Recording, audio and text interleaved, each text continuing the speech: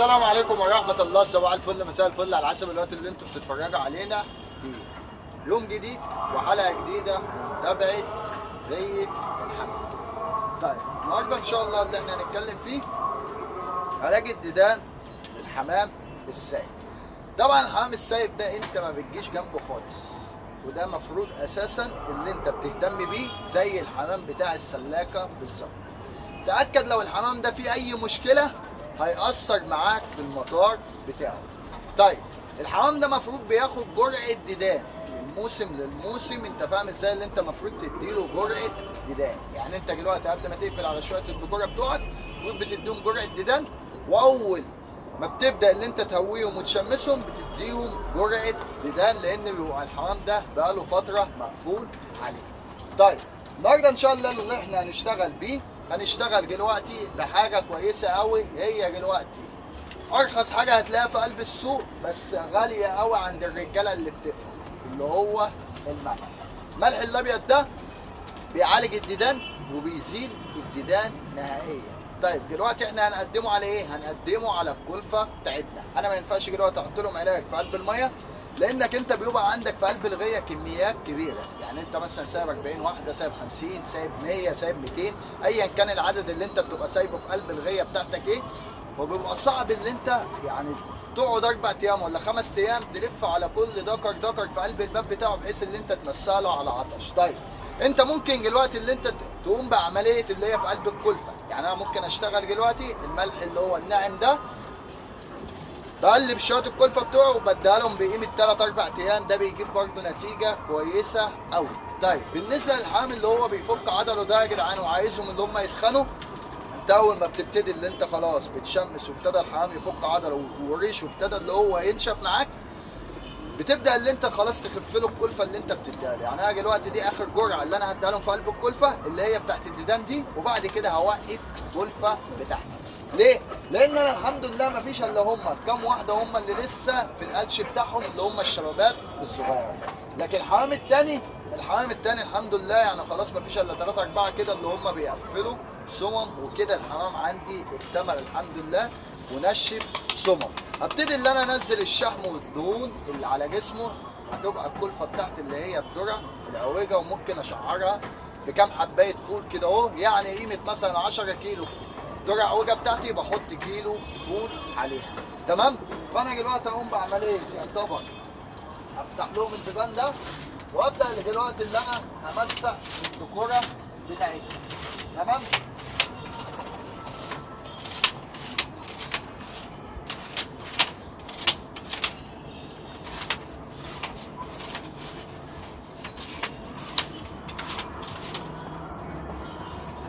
هوريك برضو ايه تجربة اللي هي الكلفة بتاعتي كده اهو.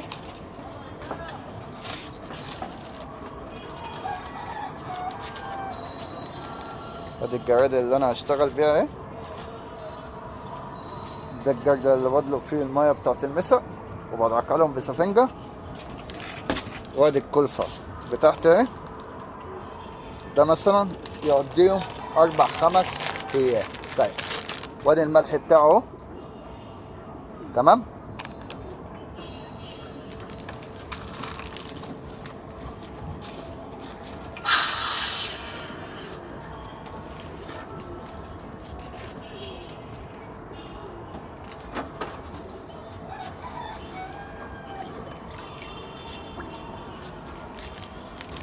تعال اوريك كده التجربة اللي انا بعملها لهم اهي.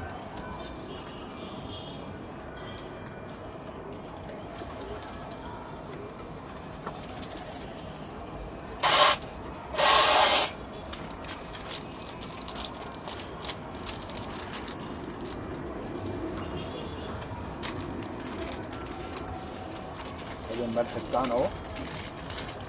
لازم تندي الكلفة كده حاجات بسيطة. دي 100 معلقة، وادي المعلقة التانية كده اهو اهي.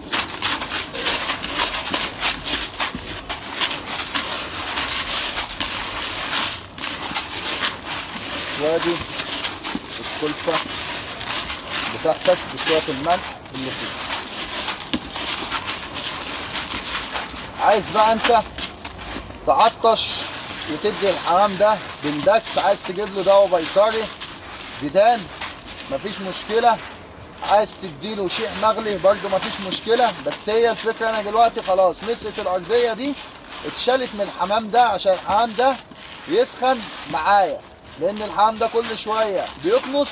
ما ينفعش وانا دلوقتي سايب الحمام ده وانا مش موجود، ما ينفعش اللي هو بعد ما بيقمص ويقوم يتشفع في العالي وينزل. الحمام طبعا بينزل بيبقى بينهج ولا ليه اللي هو فاتح بقه، فما ينفعش اللي هو ينزل على المسقى على طول. اهو ادي الكلفه بتاعتي اهي، ودي كلفه اخر النهار. الحمام ما بيتكلفش الصبح. دلوقتي اقوم بعمليه تمسيحهم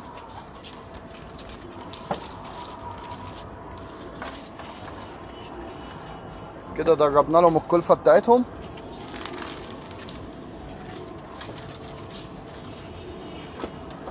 واحده واحده كده على الهادي يا جدعان مع الحمام ده وبالعقل. الغايه مش غايه عافيه.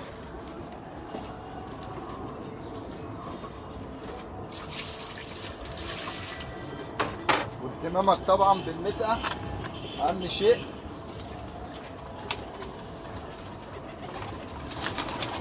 بس طبعا انت دخولك وخروجك في قلب الغيه كده بتحاول ان انت تطمن الحمام برده بتاعك كده، لان الحمام كل شويه برده بيقوم يقنص، ولو اتخد على كده مش هتعرف تسيطر عليه، كل شويه هتلاقيه يقوم يقنص من على الظهر. فانا ببتدي اللي انا ايه اهدي الحمام ده معايا، يعني انا بخش له كده ببدا اللي انا ايه اخدم الحمام ده وهو مثلا واقف على الظهر كده، ما افضلش بقى اول ما اجي من الشغل كده افضل ايه انكش في الحمام وافزع فيه والقصه دي. الحمام ده هيبقى رقم معاك، وحمام هيبقى متكهرب على الظهر، وكل شويه هيقنص منك. تمام؟ لازم تهدي الحمام معاك كده اهو، ولازم تبقى بتتعامل معاهم بالعقل، لان الحمام ده يا جدعان برده طالع من فتره بتبقى فتره صعبه قوي. فبرده ما تسيبش فرد حمام يكون عليه سمم، لان برده لو فرد الحمام اللي بيتساب عليه سمم ده مش عايز اللي انت طالع له ونازل له في قلب الغيه، ده عايز اللي انت ايه تفتح له الصبح لو عليه سمم ما تطلعلوش الا والدنيا مقفله، عشان خاطر تقفل عليهم في قلب البيبان. طبعا ما بتفتحش البيبان في وش الحمام ده عشان خاطر اللي هم ما يخشوش يكسروا بعضهم. هوريك لقطه كده حصلت برده وصمه اتفقعت لفرد حمام، ودي يعتبر اول حاجه نعملها واول مره اشتغل بالحاجه دي. الصمه ما وقعتش، الصمه دلدلت خالص اهي. بصوا يا رجاله الحركه دي اول مره اعملها. انا الريشه لما بتتفقع والصمه بتقع ببتدي اللي انا ايه ازرع له الريشه والكلام ده. لا الصمه بتاعتي دي الصمه ما وقعتش، الصمه بص الصمه كانت مقطومه اهي، بص مطرح المسه الزرقاء دي الصمه اتقطمت معايا وبقت مدلدله في جناح فرد الحمام. رحت عامل ايه؟ رحت ماسك الصمه مع العديله وعدلت العديله، رحت مرمل فرد الحمام بحته سولوتيب، يعني مسكت الثلاث ريشات كده مع بعض، الصمه بتاعته مدلدله عامله كده اهو، خلاص اللي هي هتقع. رحت لقيتها له بسرعه عشان لسه اصلا فيها جدر صغير، فقلت انا هشتغل مع حاجه كده يمكن تلفق معايا، لان هي لما بتتقتم بيبقى فيها النص اللي اتقطم والنص التاني لسه الشمع بتاعك ده ماسك ولسه الدم يعتبر ما نشفش، فبتبتدي اللي هي ممكن تقفل المسامه بتاعتك. فانا رحت لحقها، رحت يعتبر موقف الصمه عدل، رحت جايب العديله وعدلت العديله، رحت حاططهم ساندهم جنب بعضهم وعامل لهم اللي هو الترميله دي. الناس اللي هي عارفه طبعا يعني ايه فرد الحمام بيترمل، يعني اللي هو بيتلزق كده اهو. ده كده كنا لما بنجيب زغاليل كتم ولا شبابات صغيره كنا بنرملها بالشكل ده، اول 5 6 ريشات او 7 ريشات كده في اول عشره. ده رحت مرمل لهم الثلاث ريشات مع بعض. طيب واديته نقطه مسه زرقاء بحيث اللي هو ينشف، وهنشوفه ونتابع مع بعض، يعني هنشوف الحوار ده لو جه زي الفل ما جاش انت فاهم ازاي، يبقى منك اللي هو برده الريشه بتاعته اكتملت واللي هو نشفت معاك، وتبدا اللي انت تنسلها وتطلع لو اللي انت لقيتها مخوخه. فاحنا طبعا هنسيب ده، وطبعا عشان تبقى عارفين اهو وطاطي اهو مش في الباب الواطي، طاطي في الباب الثالث ده، فانتوا برده عشان تبقوا متابعين اهو. ده من العيال الصغيره اهو اللي هم الجيل اللي هو الثاني. هنا طبعا اللبلق الاسود ده اللي الناس كانت متابعاني اللي صمته كانت مفرقعه خالص اهي، يعني اللي صمته كانت اتقطمت خالص وزرعنا له ريشه اهو، والحمد لله صمته اهي طالعه. والكتف الناحيه الثانيه طبعا الصمه بتاعته نشفت. بسيبه خالص بقى كده اهو لغايه ما تكتمل معايا الريشه. هنا كان في اخضر نزلناه نفركه، وادي ده من العيل الصغير اهو، من العيال الصغيره اهو، عاد معاده كده اهو. فرد حمام برده كويس، وشه كويس، جت على بياض، واخد دبورتين كده خضر وممكن يجي برقبه خضراء. وبعد القش فيما بعد فرد الحمام ده يبدا اللي هو يقلش دبوره في الثانيه في الثالثه، هتبدا ايه يعمل طوق او يعمل رقبه اهو. طبعا الحتات يا جدعان بص، طبعا انت بتهدي الدنيا خالص كده عشان بص فوق طاقتي لسه مفتوح له جديد.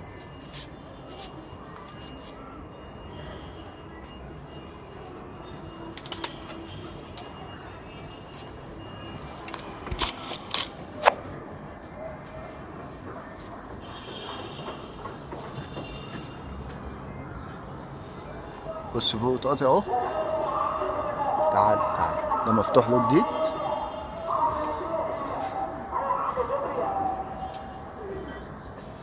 محاولش اللي انت تبقى واقف في وش الحمام ده، لان الحمام ده برضو ايه لسه في اللي هو يعتبر فك عضله، وفي اللي هو طاير غصبانيا عشان خاطر اللي ايه الحدايه خلته ايه كنس، وفي طبعا اللي هو ما بيقدرش يقوم من على الظهر خالص بيفضل واقف بالشكل ده. يعني الطاطي ده لسه مفتوح له، كانت الصمه بتاعته ابتدت اللي هي تنشف، هو اللبلق الاسود ده خلاص يعتبر هي كان فاضل لها يومين ثلاثه كده اهو، وبالنسبه لي الصمه بتاعته خلاص ايه اكتملت والصمه بتاعته نشفت.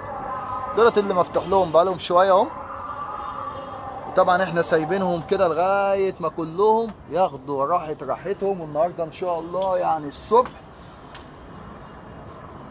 الواحد فتح لهم بصراحه كيفوا الواحد، مسكوا النجوم اول ما اتفتح لهم، ولا صفاره ولا شواره ولا اي حاجه. حمام اتفتح له الصبح في قلب الشمس الجميله، طلع استركب النجوم، فضل شويه في العالي انت فاهم ازاي، وطبعا بخله من وشهم. نزلت طبعا بتفرج عليهم من على لحم السطح.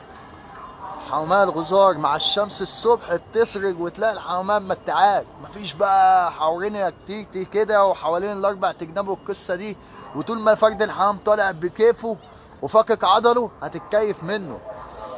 بص يا جدعان احنا هنقول كلمتين في اخر الفيديو، واحنا يعني انا ما ولا ليا علاقه وخصم مع حد ولا ندب ولا الكلام ده، لا احنا بص بنكمل بعضنا في غيه الحمام. انت في غيتك اعمل اللي انت عايز تعمله، بس انا اللي عليا مع الرسول الا البلاغ. احنا بنبلغ اللي احنا شفناه في قلب الغيه، وبنقول لك الصالح، وانت عايز تعمل بيه اعمل بيه، مش عايز تعمل بيه ما تعملش يا عم بيه، وكأنك ما سمعتوش خالص. تمام. الحمام ده شمست صح، شمست صح، سخنتهم صح، حددتهم صح، هتنش صح الصح. الحمام اللي انت بتسلقه بدري وبتقسى عليه وبتيجي على كتفه، الحمام ده هيتحل منك. الحمام ده لو قعد شهر صلب العالي، تاني شهر هتلاقيه ماسك الاربع تجناب، وهترجع تقول الحمام كان بيجري، والحمام بيمسك النجوم، والحمام بتفضل تحكي فيه اشعارات وتقول ايه مره واحده ما بقاش يجري، لان الحمام ده قسيت عليه وجيت على كتفه، فالحمام ده هيحل منك. فبرضه انا برضه دي حاجه كده اللي احنا حبينا اللي احنا نوصلها لاخواتنا وحبايبنا. ويا جدعان الفكره مش فكره اطاله في قلب الفيديو، انت عارفين الحمد لله الواحد بيفتح الكاميرا بما يرضي الله، ان كان سلاكه ان كان غيه فوق، الواحد ما بيخبيش عليكم اي حاجه، وزي ما احنا شغالين في قلب الغيه، لان اللي بيزمر ما بيخبيش دقنه. احنا الحمد لله مش هقول لك اسرار ودي خبره انت فاهم ازاي، والكلام اللي احنا ايه بالك فيه ده، واقول لك مفروض ما ادكش سر غيتي. هي الغيه يا جدعان هي بص، لو سر احتفظ بيه لنفسك ما تطلعش، لكن في فرق، واحد بيقدم محتوى وبيعلم الناس، مفيش حاجه اسمها سر في غيه الحمام. السر ده في قلب سلكتك في حاجات كده انت بتبقاش عايز اللي انت توريها لخصمك، زي بقى فرد الحامل اللي انت بتحطب بيه، حاجات كتير كده بتبقى داخل المشي دي، انت فاهم ازاي؟ محدش يعرفها، دي بتاعتك انت في قلب الغيه. لكن كمعلومه او رساله بتقدمها لاي حد بيربي حمام ما فيهاش اسمها سر.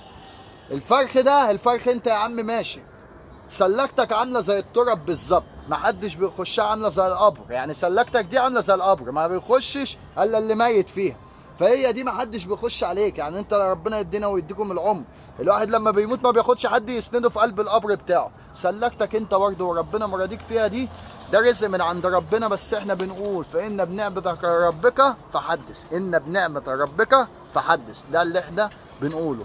تمام يا رجاله، معلش الإطالة عليكم، فيديو مبسط كده اهو، معلش بقى لو الصورة اللي هي ايه ضعيفة شوية ولا حاجة كده اهو، بس اللي احنا ايه برضه حبينا اللي احنا نوريكم كده واللي احنا شغالين بيه بما يرضي الله. تمام. فجي الوقت اقوم بعمليه تمسيك كده وابدا اللي انا اقفل الحمام ده وابدا اللي انا اتلفه. هشتغل بالجرعه الملح دي 3 4 ايام، وبعد 14 يوم بعيد الجرعه تاني. تمام يا رجاله، فانتظرونا ان شاء الله من جديد لجديد. كان معكم اخوكم كوتو ادم ابو عمر، والسلام عليكم ورحمه الله يا احلى ناس في الدنيا. ان شاء الله بتاع تحفيز البيبان فيديو برضه في قلب الغيه، عشان خاطر الناس اللي هي برضه عايزه تحفظ بيبانها، بيبان الحمام بتاعتها قبل ما بترمي. هنقول لكم ان شاء الله في فيديو بعد كده. سلام.